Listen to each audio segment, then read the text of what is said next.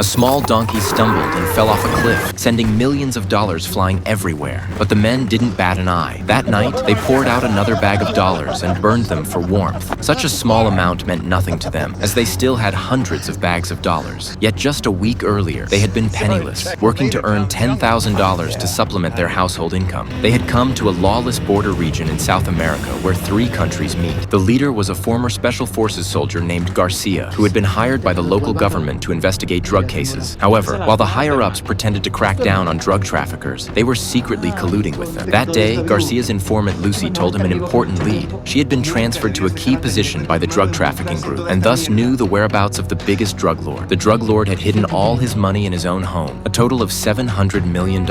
She could help Garcia, but the condition was that he rescue her brother. Garcia agreed immediately, but he had no intention of reporting this to his superiors. Instead, he planned to keep the money for himself. Thus, Garcia sought out his former Special Forces comrades in arms. William had retired and become a trainer, earning just enough to get by. Tom had become a real estate agent, but the properties he handled simply wouldn't sell, and the bills at home were driving him to the brink of madness. The former ace pilot, Catfish, was now feeding his newborn child. The worst off was Miller, who was being beaten up daily at the boxing gym for a few $100s. Garcia lied to convince them, claiming the mission was merely reconnaissance, and they'd receive a $17,000 reward in a week. They agreed immediately and drove to the drug lord's jungle hideout.